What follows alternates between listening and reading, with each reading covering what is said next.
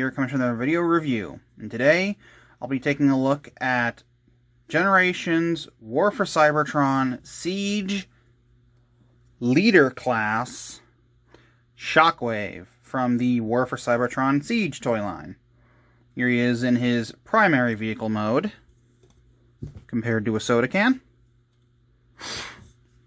His colors are, well, Shockwave. A dark purple, a light gray, a sort of lilac color, a gunmetal gray, some sort of smoky clear parts, a little bit of black, and that silverish sort of dry brushing that it has. View from above and below. Doesn't have any wheels or casters. Instead it has just these 3 landing skids. Of course, you can fold up the front one. Give it a slightly more clean look. I like how the bridge of the ship looks like a sort of copy of his eye. The ship is a bit overdone in terms of design, I think, but it's not too bad. That's pretty much it, and let's get into the transformation into its secondary vehicle mode, sort of a more compact one. So just go ahead and take off these bits on the side.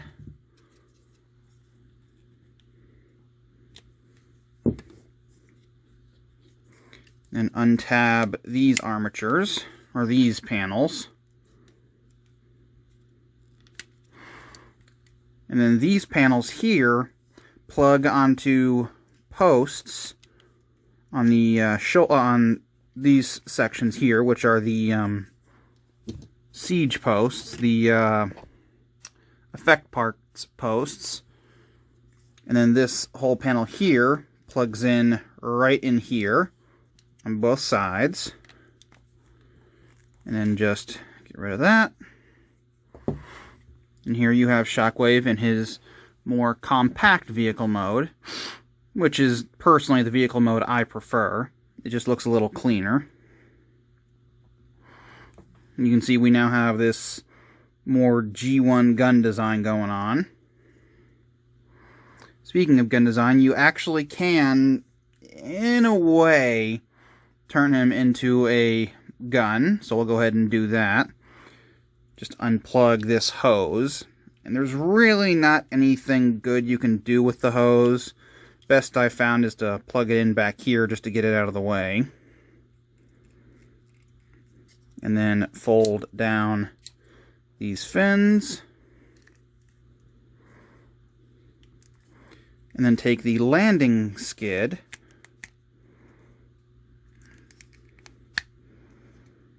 And then fold up just this part. Instead of having it like this for most of the other modes, you flip it like this. And there you have his little laser pistol mode. And what's neat is you even have the rear sights and then the front sight. Just like an actual gun, which is pretty neat. I'm not sure if Hasbro did that intentionally, but I like how that all lines up and actually works.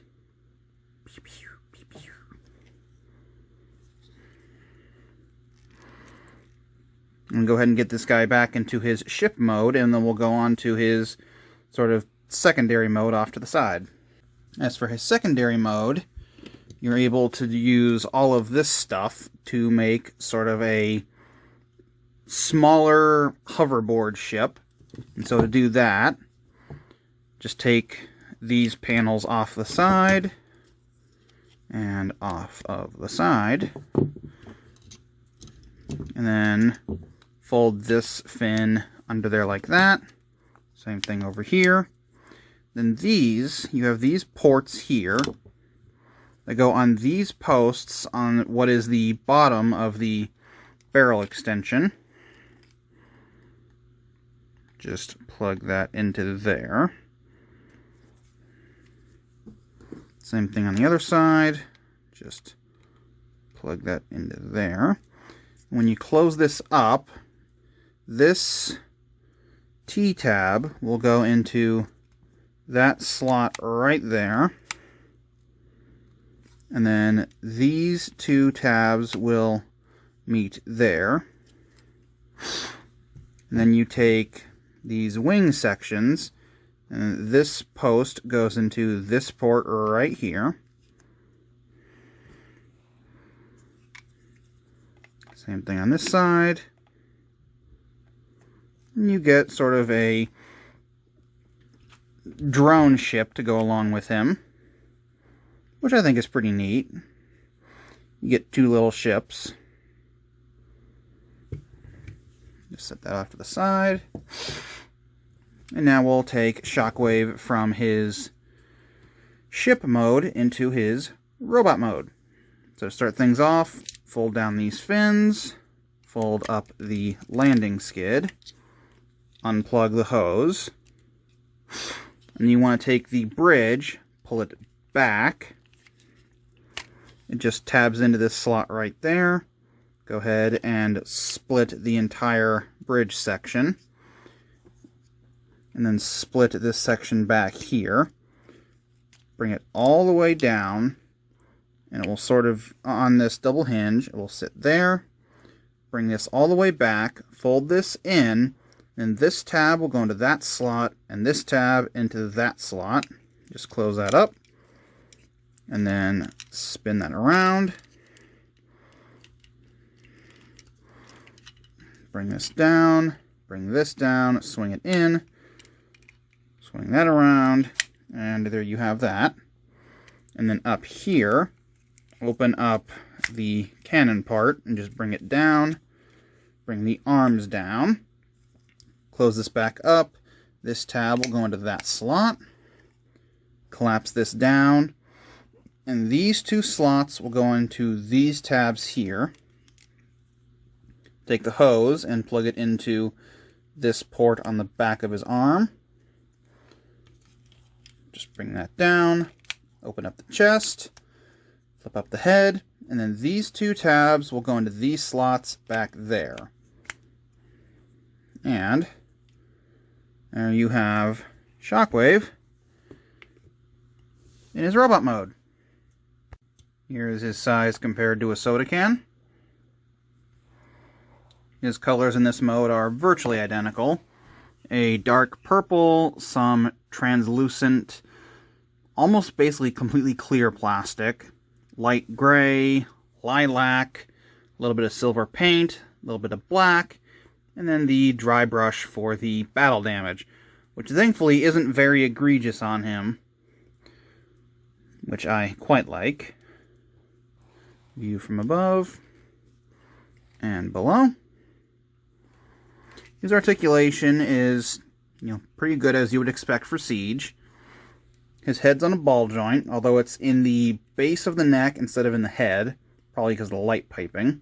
It can go side to side, back and forth just a little bit, and it can swivel about that far before the backpack gets in the way of his very long head. His arms have a joint in the body due to transformation, which allows them to go up and down. They can also go up and down at the shoulder. And using both joints, you can get the arm to go fairly high. Arms can go up on the shoulder joint. If you detach the hose, and on this arm, it can go all the way around. But the hose limits his articulation a little bit on the left arm, but kind of is what it is. You also get a pivot just below the shoulder. It can go all the way around. Just above 90 degree of bend in the elbow. You can also pivot his cannon for some odd reason, but you also get a wrist swivel on his right arm that has an actual hand. You also get a waist swivel, a fairly free one at that. Legs can go forward that far on a soft-ish ratchet. Can go back just as far. Can go out to the side all the way, just a friction hinge. Swivel just above the knee. And you get a softly ratcheted knee that can bend about that far. And you get an ankle tilt, although nothing extreme. So the articulation, it's not bad, but it's nothing spectacular. As far as accessories, you do still get his little flying platform. And in this mode, these posts here can go into the ports on his feet, with these tabs in the back going into the space on his heels. It can be a little tricky to get everything lined up, but it is doable.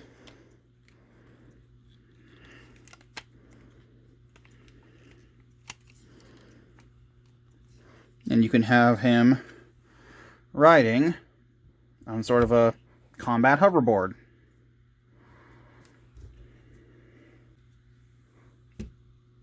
Taking his various odds and ends, you know, all this stuff, you can also give him a sort of super mode. Again, these panels with the twin guns just go onto the bottoms of his feet, just like they did in his hoverboard mode.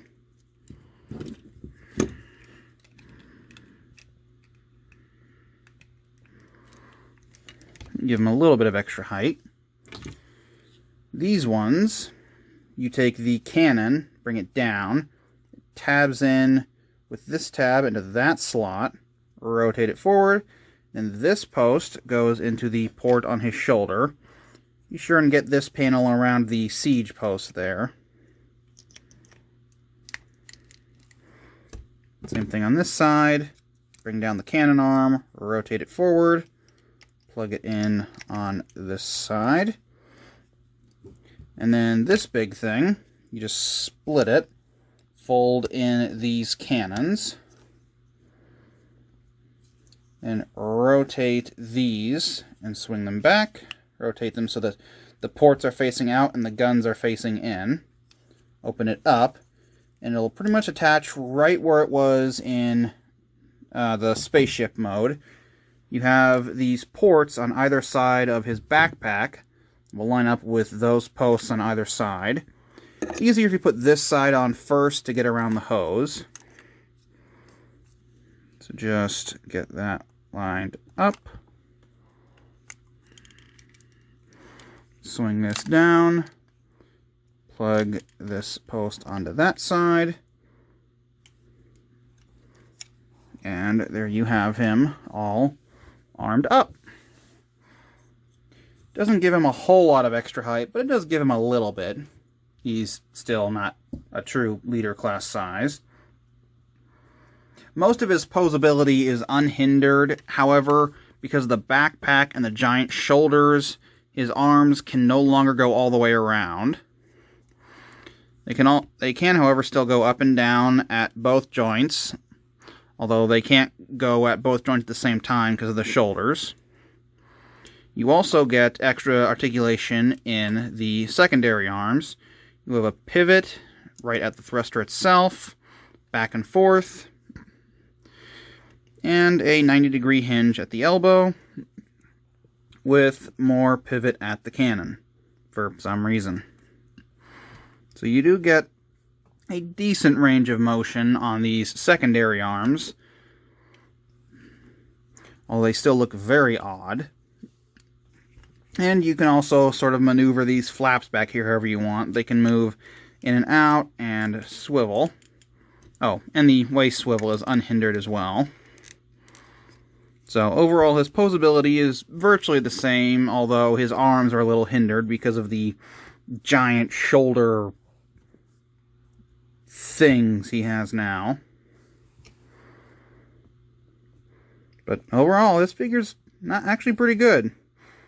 Just due to the way my brain works, I kind of would have preferred if his right hand was the cannon hand, but I know that would technically be inaccurate, but that's just the way I am. But yeah, that pretty much does it for my review of Leader Class Shockwave from War for Cybertron Seige. Don't worry, I'm not going to give you another rant about my opinions about the new leader class. So with that, bye-bye.